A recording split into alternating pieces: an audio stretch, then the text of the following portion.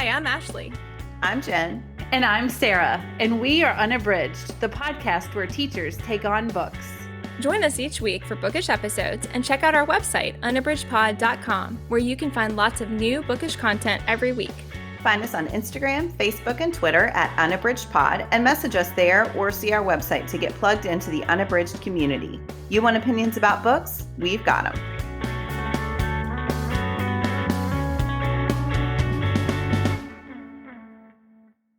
Hi everyone, welcome to Unabridged. This is Teaching Tidbit episode 23, Student Seminars.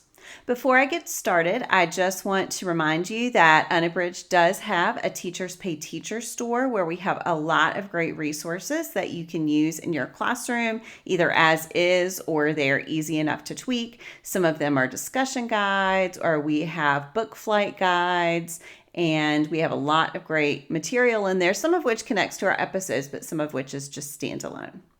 All right, well, I want to get started with student seminars. These are something that I find to be a really great way to involve students and to give them agency in the classroom. There are a lot of ways that you can implement student seminars in your room, and I do think that they work for a variety of age groups, though I definitely have only taught juniors and seniors, so that's where my experience is with the older kids. But really, the idea of a student seminar, the key idea is that students lead the discussion. There are different ways that you can make this happen. So the big key, I think, for me is preparation. It's tough to do a seminar for something that students are reading cold in class. But if you give either the student leaders of the seminar or all of the students some big questions to consider as they read a text ahead of time, then student seminars can be really successful. The key here is that the students lead and the teachers stay quiet, or as much as possible. I often find myself interjecting, but I definitely try to stay as far out of the conversation as I can, because I find that the more I interject, then the more the students look to me to help lead or navigate the conversation, when what you really want to have happen in a seminar is that the students are doing that work and figuring out who's going to talk next, or if somebody notices a mistake that someone else has made about a text, they can be the ones to correct that, or they can figure out how they're going to balance differing opinions and how do they have a really great conversation about a work of literature, even when they agree. How do you agree with the idea or the interpretation and not with the person? I am currently doing seminars with my seniors, and they are currently enrolled in dual enrollment British literature. So some of the things that I really want them to understand are the literary periods, to give some historical context for the works that they're reading. I want them to have a little bit of information about the author. And then my main goal is for them to think deeply about the short stories or the poetry. That's what I've been focusing on in my class that they are reading. At the beginning of the semester, all of the students in the class signed up for a particular seminar.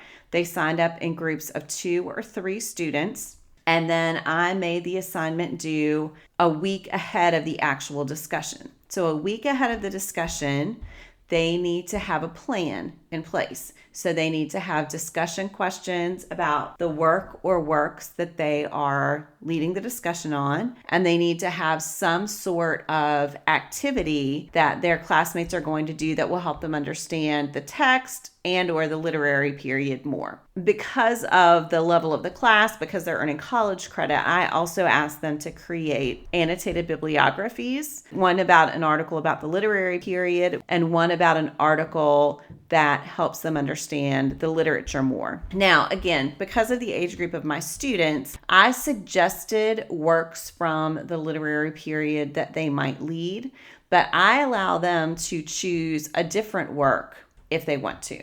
And so far, I've had a couple who've chosen a different work. Most of them take my suggestions, but that's something that you can decide if that's worthwhile or not. And yeah, they've been really successful. So we actually today, as I'm recording, had a seminar, and then we're about halfway through our seminars for this semester. And I asked the students for feedback about how they've been going. And overall, it was positive. I think sometimes when I'm always the one leading the discussion, there are certain things that I lean towards doing. And because different students are planning each seminar, there's a lot more variety in the way we're approaching the literature, which I think has really allowed different students in the class to shine each day. So that's been a real positive for me.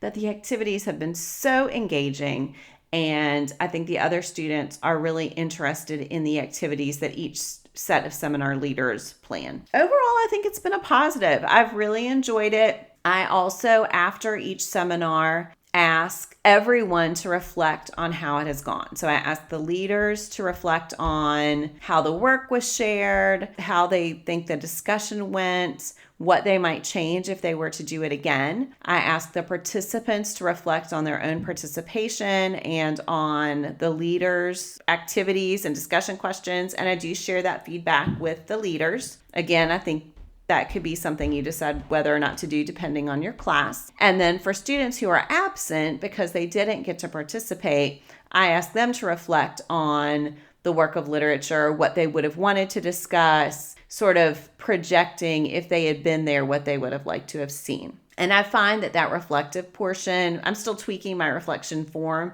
but I really like that a lot. So just to recap, again, I think the key for seminars, it doesn't have to be complicated. The key for seminars is to have the students leading it, to have the students developing the questions depending on grade level, but really that they are the ones who are in charge of the discussion. And I think you will be surprised. They'll get better at it. It'll be really hard at first because it's tough for them to know that they're in charge and that they're the ones who can work through any issues that pop up. But as you have more seminars, they will definitely get better at it. And that can be really rewarding for them. All right. Well, if you have any questions about seminars, please don't hesitate to reach out. Our email is unabridgedpod@gmail.com. And don't forget to check out our Teachers Pay Teachers store. And we hope that you find some good resources there. Thanks so much for listening. Do you have comments or opinions about what you heard today? We'd love to hear them. You can find us on Instagram, Facebook, and Twitter at unabridgedpod or on the web at unabridgedpod.com for ways to support us. To get more involved, you can sign up for our newsletter, join a buddy read, or become an ambassador. Thanks for listening to Unabridged.